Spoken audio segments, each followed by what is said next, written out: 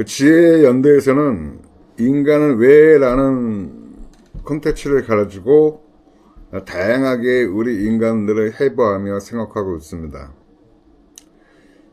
특이점이라고 부르는 인공지능 시대에 정말 우리는 인간은 무엇인가, 인간은 누구인가, 인간은 왜 그런가에 대한 질문을 끊임없이 해가면서 우리 인간의 만이 할 수 있는, 우리 인간이기 때문에 할 수 있는 것들을 우리가 간직하고 그걸 확장해 나가야지 우리가 인공지능을 이길 수 있습니다. 함께 살아갈 수 있습니다. 오늘은 인간은 왜 의미를 찾는가 하는 주제를 가지고 여러분과 함께 생각해보는 시간 갖겠습니다. 일주일에 인간은 왜 무엇이다 라는 거 가지고 쇼츠 영상이 화요일날, 수요일날, 목요일날 나가요. 그리고 금요일날 그 주에 그 본편 영상이 나가는데 여러분 그 쇼츠 영상도 함께 봐주시고 함께 생각하면서 그런 다음에 이 콘텐츠를 함께 생각하면서 시청했으면 감사하겠습니다. 자, 그 인간의 의미를 찾는다는 의미는 배부른 권태와 마주하는 의미예요.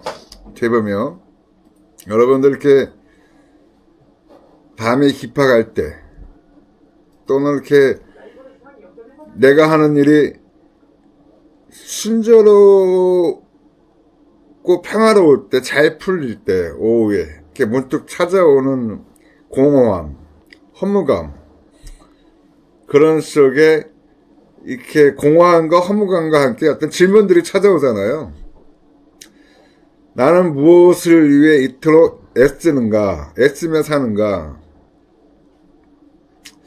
나는 무엇을 위해 살아가는가? 나의 존재는 뭔가? 나는 어떤 그러한 그 권태로운 질문, 사실 권태로운 질문은 아닌데 일단 권태로운 질문, 권태 속에 찾아오는 질문이니까요.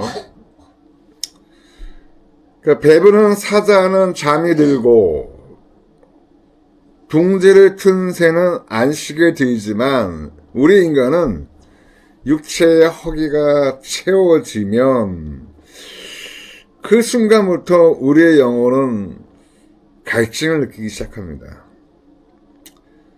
우리 인간은 단순한 안락함만으로는 설명되지 않는 어떤 그 서늘한 공허함, 그런 걸 느끼면서 살아요. 그것은 우리 인간이 잘못 살고 있다는 증거는 아닙니다.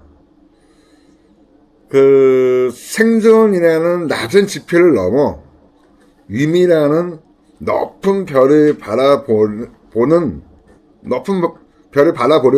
어떤 이상을 넘어가려는 인간만이 가진 가장 고귀한 본능이 깨어있다는 신호이기도 합니다. 우리는 흔히 고통이 우리를 무너뜨린다고 생각합니다. 하지만 우리 인류의 선각자들, 철학자들은 입을 모아 한결같이 얘기하죠. 우리 인간을 진짜 주저앉히는 건 고통 그 자체가 아니라 이 고통, 고난에 아무런 이유가 없다는 생각. 즉, 의미가 없다. 무의미. 생각하지 않는 것. 그런 무의미라는 말이죠. 아주 유명한 그 경험적 보고서, 학술 보고서가 있죠. 정신과 의사 빅터 프랭클은 죽음의 수용소라는 지옥 속에서 아주 놀라운 한 가지 진리를 발견했습니다. 죽음의 수용소는 제2차 세계대전 당시 아돌프 히틀러 체제에서 독일 나치가 자행한 참혹한 역사 사건입니다. 여기 정신과 의사 빅터 프랭클린도 그 지옥 같은 아우슈비츠 수용소에서 살아남은 생존자이기도 하고요. 아우슈비츠 수용소는 홀로코스트라고 불리우는 유대인 대량 학살 현장이라고 보시는 것이 더 정확할 거예요. 수용소라기보다는. 단순한 포로 수용소가 아니었다는 말이죠. 인간의 존엄성을 완전히 말살하고 조직적으로 학살하기 위해 만들어진 아주 참혹한 공간이었습니다. 모든 소유물은 뺏기고 이름 대신 번호로 불리며 매 순간순간마다 죽음의 공포가 언습하는 무서운 곳이었죠. 그러한 극한의 고통 속에서도 어떤 이는 빵 한 조각을 남에게 나눠주고 마지막까지 인간의 품위를 지켰습니다. 프랭클은 잔혹한 수용소에서 인간에게서 모든 것을 빼앗아갈 수 있어도 주어진 상황에서 자신의 태도를 결정할 수 있는 마지막 자유만은 뺏어갈 수 없다 라는 것을 깨달았습니다. 인류 역사상 가장 어두웠던 나치의 죽음의 수용소. 그것은 인간의 육체를 파괴하는 곳이었지만 역설적으로 인간이 왜 살아야 하는가에 대한 가장 위대한 해답이 탄생한 곳이기도 했습니다. 그 죽음의 수용소에서 끝까지 살아남은 이들은 가장 건강한 자가 아니었습니다. 이 사람들은 돌아가서 죽음의 수용소에서 나가서 어디든 돌아가서 맞아 써야 할 원고가 있거나 기다리는 가족이 있거나 어떤 자기 삶의 의미, 즉 살아야 할 이유를 가슴에 품은 사람들이었습니다. 그 철학자 니체의 말처럼 왜 살아야 하는지 아는 사람은 어떤 고난도 견뎌낼 수 있다 했습니다. 그것이 우리 인간입니다. 자, 그렇다면 우리가 생각하고 추구하고자 하는 그 의미는 어디에 숨어 있을까요?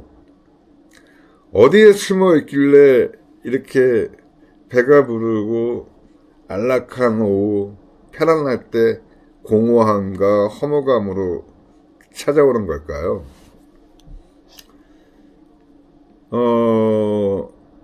우리가 생각하는 그 의미는 거창한 사명이나 먼 미래의 성공 속에 숨겨진 보물이 아닙니다. 우리는 그것을 보물로 착각하는데 절대 숨겨진 보물은 아닙니다. 우리가 찾는 의미는 발견하는 것이 아니라 지금 매 순간마다 여러분, 당신의 손끝에서 창조되는 것이 의미입니다. 오늘 당신이 마주한 사람에게 건네는 진심 어린 위로, 무너진 마음을 씻으려고 다시 일어서는 용기, 비록 보잘것없이 보일지라도 묵묵히 해내는 오늘의 작은 일상들, 그 평범한 조각들이 평범한 조각들이지만 여러분이 그 평범함을 어떻게 이름을 붙여주느냐에 따라 삶의 빛깔은 완전히 달라집니다. 의미는 당신 삶 속에서 당신이 던지는 질문에 대해 당신이 내놓는 가장 정직한 그 자체입니다. 우리 인간은 단순히 살아있는 것만으로는 결코 만족할 수 없는 존재죠. 우리는 우리 스스로의 삶에 주석을 달고 의미라는 숨결을 불어넣어 그러면서 우리는 비로소 온전한 인간이 됩니다. 당신의 오늘은 어떤 문장으로 어떤 의미로 기록되고 있습니까? 설령 오늘이 슬픔과 고단함으로 피로감으로 온몸의 신체를 가득 차 있을지라도 여러분 기억하십시오. 여러분 인생이라는 그 위대한 서사, 당신의 서사의 유일한 저자입니다. 그리고 당신의 그 유일한 서사라는 그 책의 가장 아름다운 페이지는 아직 쓰이지 않았습니다. 당신 안에 고귀한 허기를 믿으십시오. 그 허기는 제가 의미를 뜻하는 겁니다. 여러분이 항상 생각하고 추구하고자 하는 삶의 의미, 가치, 그것은 우리 인간만이 갖고 있는 가장 아름다운 허기입니다. 그런 허기를 즐기시면서